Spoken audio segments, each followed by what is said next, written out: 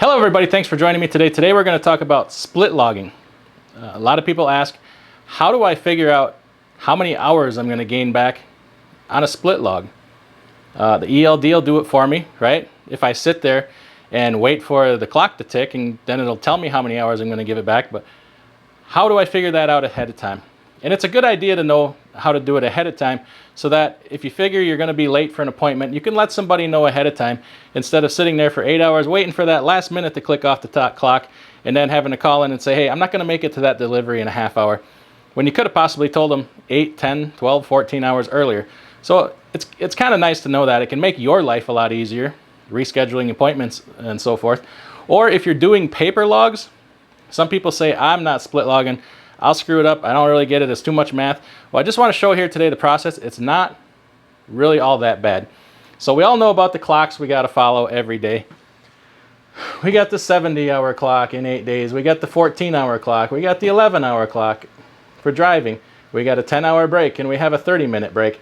Well, for today's purposes, we really don't care about the 70-hour clock, because we all know you don't exceed the 70-hour clock driving. You can, however, exceed that 70-hour clock on duty. You just can't drive until you have drive time available again. But that's not really what we're talking about today. So we're going to talk about split logging, how it plays into your 14 hours, your 11 hours of drive time, a 10-hour break, and a 30-minute break. And illustrate how a lot of times with split logging, you can completely eliminate that 30-minute break altogether, because usually it will figure into one of your split sleepers or your split breaks.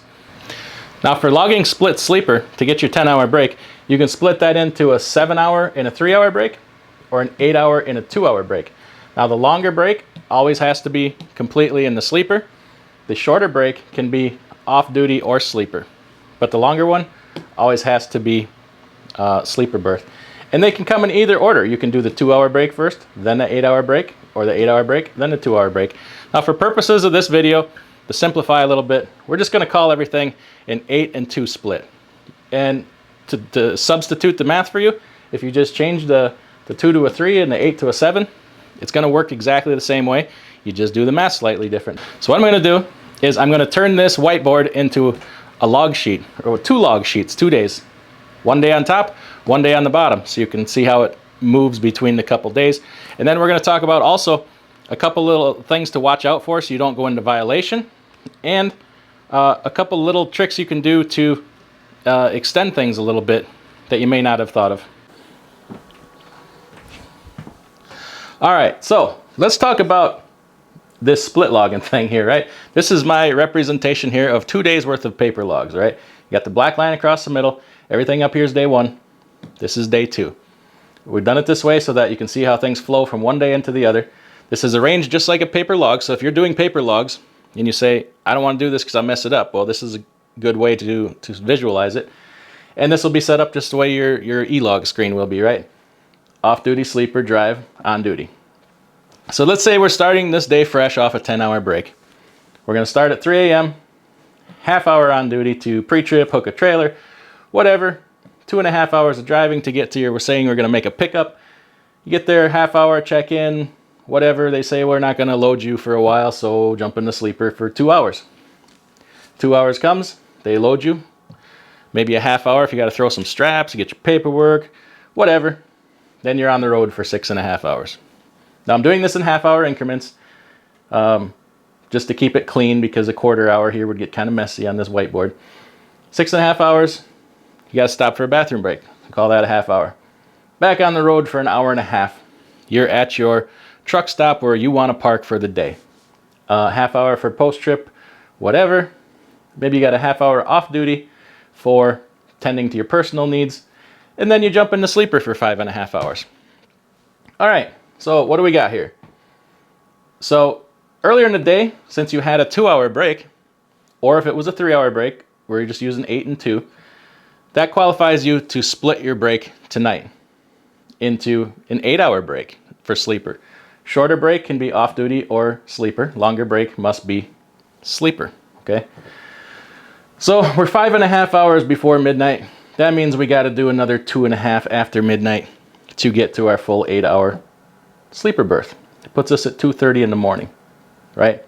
So when you shut down at night, whatever time that was, 7:30, something like that, you realize, oh crap, I got to be to my delivery in the morning. If I take a full 10-hour break, I don't have time to get there. But if I could shorten that up, I can make my delivery, everybody's happy. So by taking a split, you can shorten that up. Maybe you got only an hour and a half left to drive to get to your customer, and things will go much better for you the next day being on time. So how do you do that? So first we need to know, okay, since we split sleepered here, what do we gain back for drive time? And what do we gain back on our 14? Well, how do we figure that out? All right, so since you did a 2-hour break here, everything, now that you did an 8, everything before that 2 hours is gonna go away. So that includes 1 full hour of on duty and 2.5 hours of drive time. So if you did this day, as a full day, that'd be a legal day.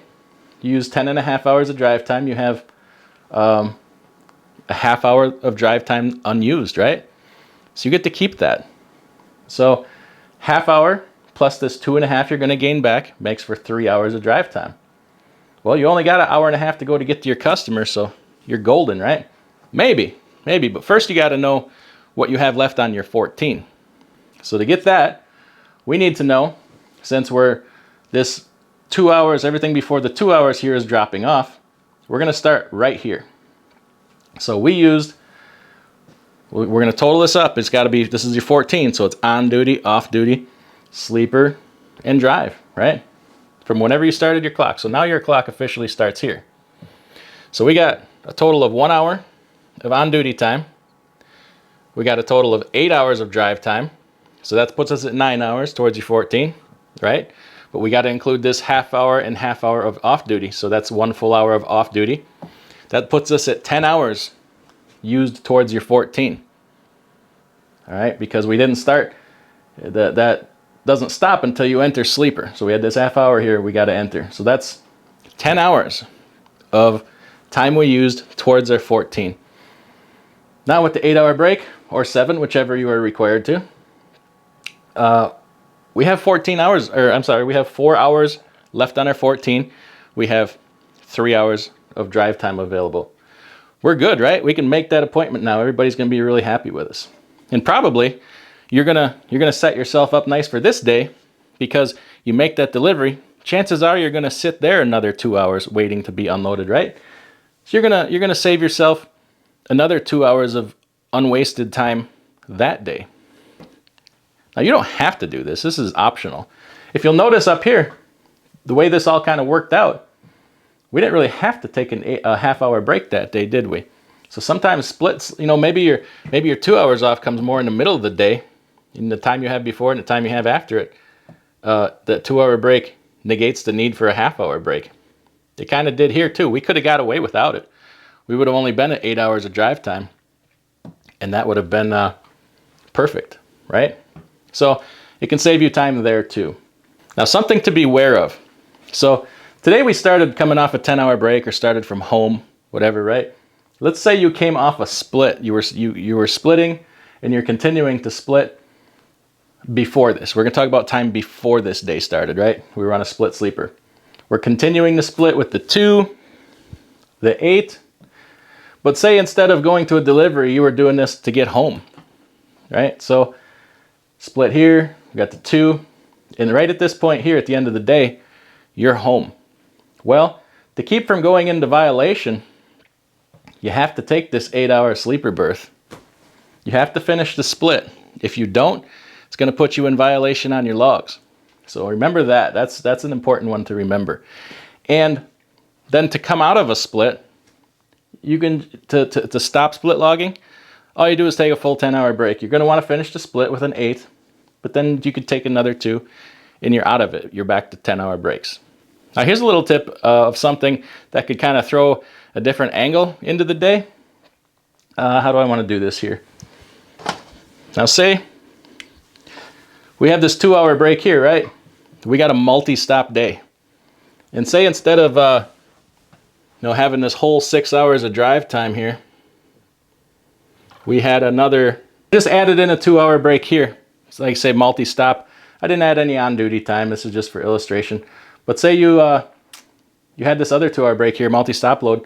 Now when it comes to the split, you still have the 8 there, and you could count this 2-hour break instead of this one. So when it comes time your 8 hours is over, you could gain back everything before this 2-hour break instead of this one. So you're setting yourself up a little bit better yet. And then you just do the math again to make sure you don't exceed your 14 in any of your clocks. And your ELD should do this automatically for you. A couple more things.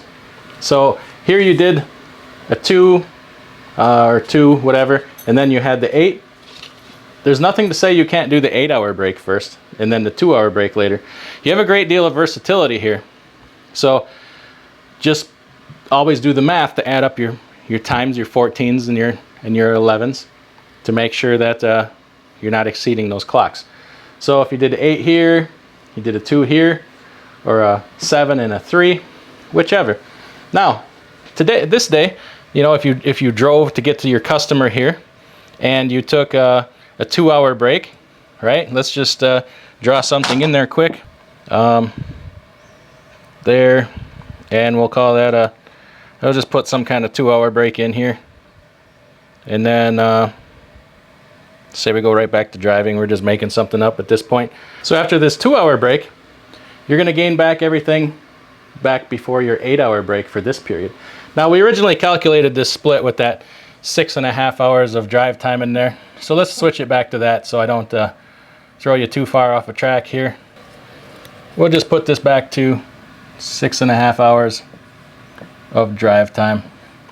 That's what we were originally working with here. So when we want to figure out what we get back before our 8-hour break, well, we got, what do we got? 8 hours of drive time here, and we got 1 full hour of off duty, 1 full hour of on duty.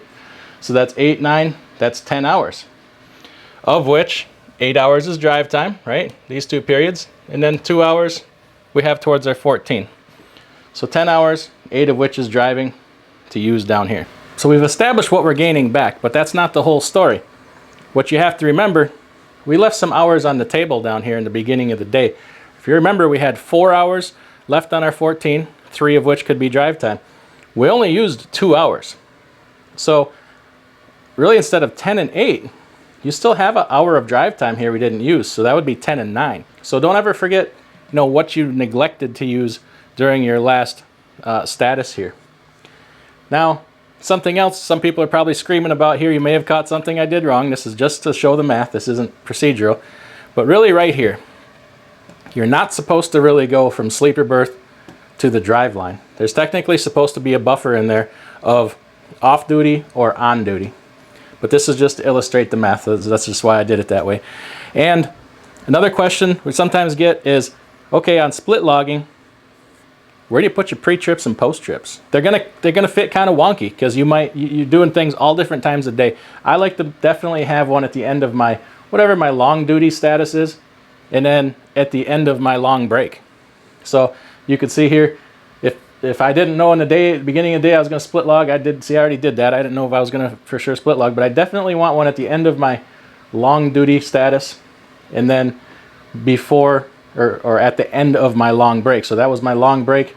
Here I would probably squeeze in a pre-trip, and then if I did some stuff here and the end of my long duty status was over here at the end of this day, I would probably put my post-trip over here. So it can spread out over the course of the day, and that may be something you want to consult your company on. They may have a hard and fast policy on that. I understand some companies don't want you split logging at all.